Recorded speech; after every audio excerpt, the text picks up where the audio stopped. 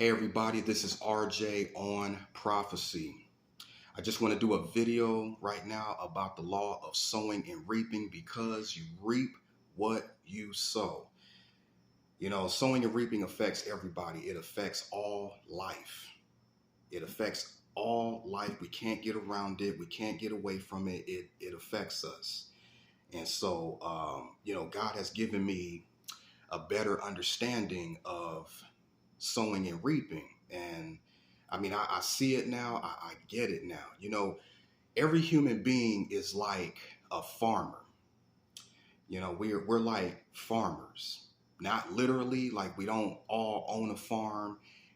We don't have not everybody has a garden outside of their home, but we are all farmers. So not literally, but metaphorically, we are all farmers. We all have fresh soil. We all have fresh soil, and every day we sow seeds, whether it's good deeds or bad deeds. You do good things for people, good things will come back to you. You do bad things to people, and bad things will come back to you. So, sowing good seeds will produce a great harvest, which is multiple blessings. Sowing bad seeds will produce a bad harvest that will wreak havoc in your life. And you always reap more than what you sow. You could sow something little, something good, or something bad, and what you reap can be something big, something major. So you always reap more than what you sow, because within the law of sowing and reaping is multiplication. What you sow is multiplied. So when I think of sowing and reaping, I think of like Lucifer in Ezekiel 28. Lucifer, he was the most beautiful angel. He was more beautiful than all of the angels, but not God, but he was the most beautiful angel. Every precious stone was his covering. So that, he was beautiful. Every precious stone was his covering, but then iniquity was found in him. Satan, well, before he became, his name Satan, Lucifer, what did he sow into? He sown into pride. He sown into pride, and what did he reap?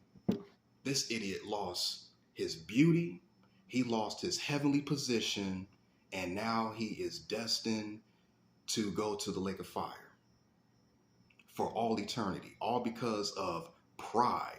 He committed the first sin. And I believe that this was before, it's possible that this was before the earth was created, but definitely this was before humanity was created. So yeah, you can read about that in Ezekiel 28. And I also think about Adam and Eve in Genesis chapter 3. They had everything, they had everything. And God told them, do not eat from the tree of the knowledge of good and evil. And they did anyway. First it was Eve and then it was Adam. So they sown into eating from the tree of the knowledge of good and evil. And what did they reap? They got kicked out of the Garden of Eden, and God made it more difficult for the man, and he made it difficult for the woman, which still affects us today because of what they did. And then I also think about God the Father. The foundation of giving is John 3:16. For God so loved the world that he gave his only begotten son, that whosoever believes in him shall not perish, but have everlasting life. So what God did was he sown his son to die for the sins of the world. And what did God reap? God is still reaping sons and daughters, people getting saved every day. People getting saved every day, and people will continue to be saved into the tribulation period. So that's what God's sown into, giving us his son, giving us, because he's a generous giver, giving us his son, giving us his grace. And God is reaping sons and daughters. So when I think about that, sowing good deeds and bad deeds, like I'm all about, good deeds. Every day I try to, do something good for somebody, and I try to not do bad deeds. I really try to avoid doing that, but it happens because I'm human. We are all human. And like what Paul said, it's sin that dwells in us. So we're not perfect. We're not, um, we can't, do just good things. There's going to be some bad things, whether it's something you say, something you do, something you think of. I mean, it's going to happen. But what I'm trying to do is outweigh the bad things with the good things. I mean, that's what what I'm trying to do. That's what we can do. Just outweigh the bad with the good. Galatians chapter 6, verse 9 says, "And let us not be weary in well doing, for in due season we shall reap if we faint not."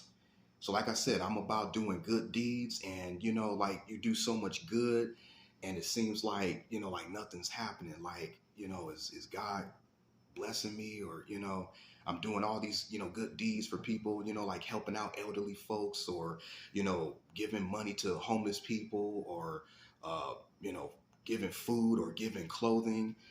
And, it's like nothing's good happening. But it says, "And let us not be weary in well doing, for in due season we shall reap if we faint not." So it's going to happen. I mean, and I've seen God.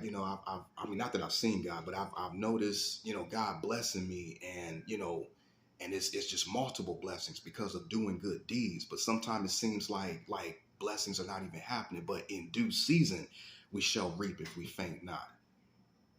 So I can't get tired of doing good, because I know I'm going to reap an excellent harvest, because we're sowing seeds every day. We are sowing seeds.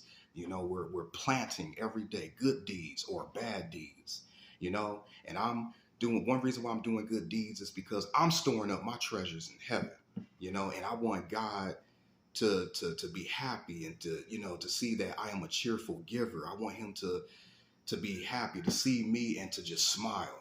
That's a good man right there. That's a generous giver. Because I'm really trying to be like God. I'm trying to be a generous giver like God. I know I would never be able to outgive God, but I am a generous giver, and I thank God for that. So yeah, I'm storing up my treasures in heaven. Jesus is the number one treasure, and then it's all of the other heavenly treasures. But yeah, Jesus is number one. But this is the thing right here about sowing and reaping. People always make fun of me. They always talk about me behind my back. They laugh at me. I mean, it's like this to everybody. We do this to everybody. Everybody talks about everybody's, and it's because we are not perfect. That's why we all talk about each other. But people make fun of me all the time. They talk about me. They laugh at me behind my back. And it's sad when my own family does that. And then people that are supposedly my friend, I mean, they're not really my friend, because really I don't have any friends. I don't have any friends. I stay to myself. I have no girlfriend because I'm sick and tired of unnecessary drama. So it's just me and God. It's just me and God. And so, I stay to myself. It's just me and God. But, people that make fun of me, that laugh at me behind my back, they talk about me. What you're doing is you're planting bad seeds, okay? You're planting bad seeds, and one day those seeds they're going to grow, and you're going to reap a terrible, horrible harvest that's going to wreak havoc in your life. You talk about me, you make fun of me, you laugh at me behind my back. You are cursed. Yes, that's right. Even if it's family, you are cursed. You are cursed. But see, you can be forgiven. God can forgive you, and he can lift that curse off of you. You have to talk to God about it in prayer, ask for his forgiveness, do good deeds, and he will forgive you. But until then, you are cursed. And for anybody that threatens my life, that threatens me, that want to put their hands on me, you do that and God will strike you. You will be struck. You will be struck. You may live or you may die, but God is going to strike you. It ain't going to be me. It's really you, because you're sowing bad seeds. You are sowing seeds. It's like you're digging your own grave. I mean, it's like suicide. You just don't do that. But so many people got to learn stuff the hard way. You put your hands on me, you threaten me, you will be struck. No, it's not a bullet. It's not a gun. It will be an act of God. And then you'll wonder, why is this stuff happening? Why am I going through this? Why am I going through that? Why is anything working out for me? Why am I going through all this stuff? Because you reap what you sow. You know, God says in Romans 12:19, vengeance is mine, I will repay. God also says, I will contend with them that contend with you. So that's why people need to be careful what you sow, because you reap more than what you sow.